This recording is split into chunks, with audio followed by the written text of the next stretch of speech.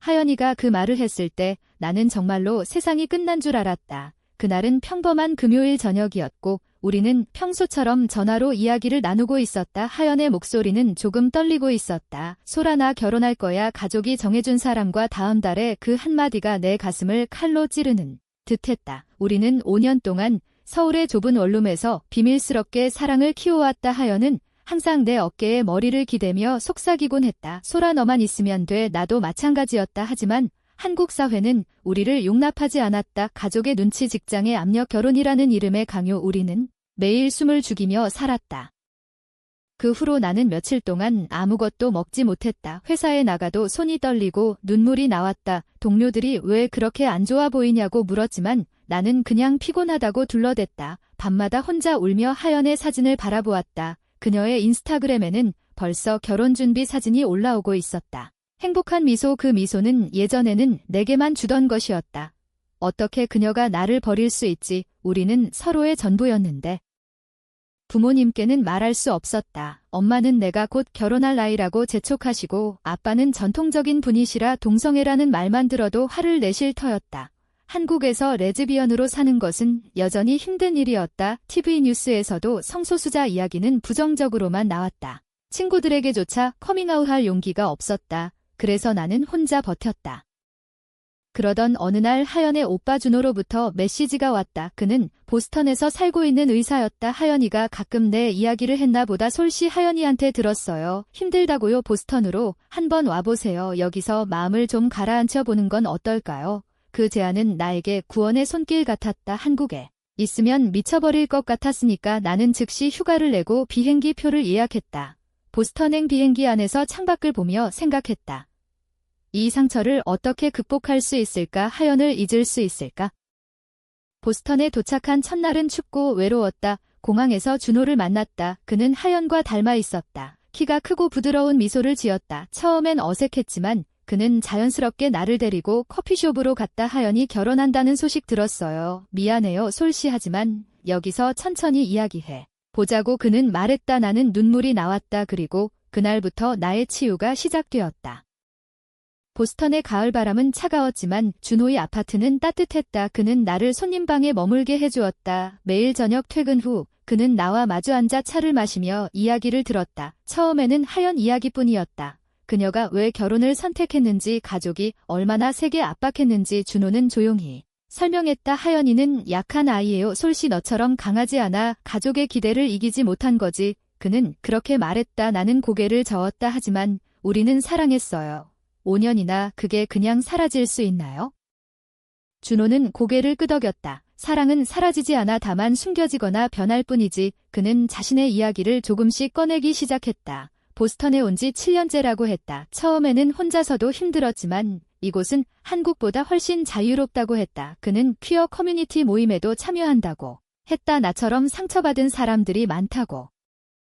나는 서서히 마음을 열었다. 대학 시절 하연을 처음 만난 순간을 이야기했다. 문학 동아리에서 그녀가 시를 읽는 모습을 보고 반했다.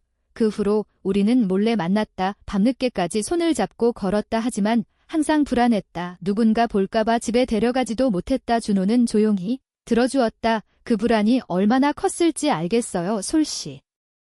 하루는 준호가 나를 보스턴 공원으로 데려갔다. 단풍이 아름다웠다. 우리는 벤치에 앉아 오랜 시간 이야기를 했다. 그는 나에게 물었다. 지금 내가 가장 원하는 건 뭐야? 나는 대답했다. 하연을 잊고 싶어요. 하지만 그게 가능할까요? 준호는 미소 지었다. 가능해. 시간과 거리가 도와줄 거야. 그리고 내가 스스로를 사랑하는 것도. 그날 이후 나는 조금씩 밖으로 나가기 시작했다. 카페에서 책을 읽고 산책을 했다. 준호는 매일 작은 숙제를 주었다. 오늘은 내 감정을 일기에 쓰는 거야. 그 작은 행동들이 나를 조금씩 치유했다. 하지만 밤마다 여전히 하연 꿈을 꾸었다. 그녀가 결혼식장에서 웃는 모습, 그때마다 가슴이 아팠다. 준호와의 대화는 점점 깊어졌다. 그는 전문의답게 내 감정을 세밀하게 분석했다. 분노, 후회, 자책, 모든 단계가 정상이라고 했다. 너는 배신당했다고 느끼지만 하연이도 피해자야. 가족의 압력은 무서운 거니까. 나는 반박했다. 그래도 그녀는 선택했어요. 나를 버린 거예요. 준호는 한숨을 쉬었다. 선택의 자유가 없었던 거지. 한국에서 동성애자로 사는 건 아직도 용기가 필요한 일이야. 그는 자신의 과거를 더 자세히 이야기했다. 젊었을 때 한국에서 커밍아웃 하려다 가족과 절연할 뻔했다고 했다. 그래서 미국으로 왔다고. 지금은 부모님과 화해했지만 여전히 완전하지 않다고 했다. 나처럼 많은 사람들이 여기로 도망쳐 오는 거라고. 나는 그 말을 듣고 눈물이 났다. 나도 도망친 거였구나. 한국을 떠난 게 도피였어. 준호는 고개를 저었다. 도피가 아니라 회복이야. 너는 지금 스스로를 구하고 있는 거야. 어느 주말 준호가 나를 퀴어 모임에 데려갔다. 처음에는 무서웠다. 하지만 그곳 사람들은 따뜻했다. 각자 자신의 이야기를 나누었다. 한국에서 온 사람도 있었고 가족 때문에 힘들었던 사람도 있었다. 나는 처음으로 내 이야기를 했다. 하연이 떠난 후의 아픔을 말하자 모두가 고개를 끄덕였다. 그날 이후 나는 조금 더 강해진 기분이었다.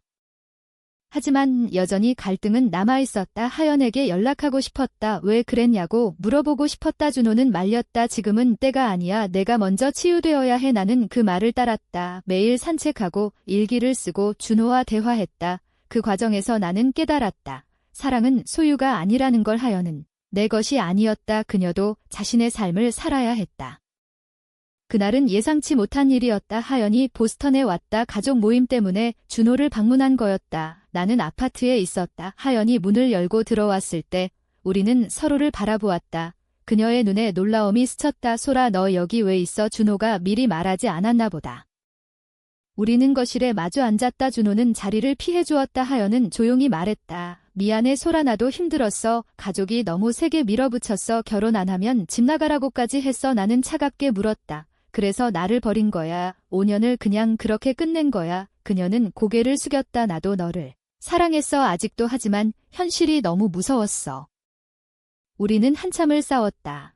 서로의 상처를 드러냈다. 나는 그녀를 비난했다. 너는 겁쟁이야. 하연은 울며 말했다. 너는 강하니까 몰라. 가족을 잃는 게 얼마나 무서운지, 한국 사회에서 동성애자로 사는 게 얼마나 힘든지. 나는 대답했다. 나도 알아. 하지만 나는 포기하지 않았어. 너는 포기했지. 그 대화 후 하연은 다음 날 떠났다. 우리는 다시 연락하지 않았다. 그날의 대면은 나에게 마지막 상처를 주었다. 하지만 동시에 자유를 주었다. 이제 그녀를 완전히 놓아줄 수 있었다. 준호는 그 후 나를 더 세심하게 돌봐주었다. 그는 말했다. 내가 강해졌어. 솔씨, 이제 내 삶을 살아. 보스턴에서의 6개월이 지나갔다. 나는 한국으로 돌아갈 준비를 했다. 준호는 공항까지 데려다 주었다. 그는 말했다. 언제든 돌아와도 돼. 여기 내 집이야. 나는 고마웠다. 그는 나를 치유해준 사람이었다. 단순한 친구가 아니라 가족 같은 존재였다.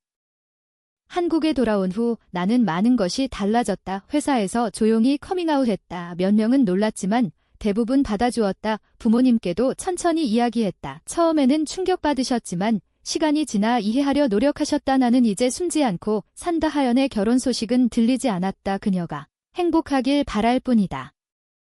지금 나는 새로운 사람을 만나고 있다. 그녀는 나처럼 강하고 솔직하다. 우리는 서로를 존중한다. 과거의 상처는 여전히 가끔 아프지만 이제는 그 아픔이 나를 더 단단하게 만든다. 마지막으로 한 가지 질문한다. 가족의 기대와 자신의 진심 어린 사랑 사이에서 무엇을 선택해야 하는가? 이는 참인가 거짓인가? 너는 어떻게 생각하는가?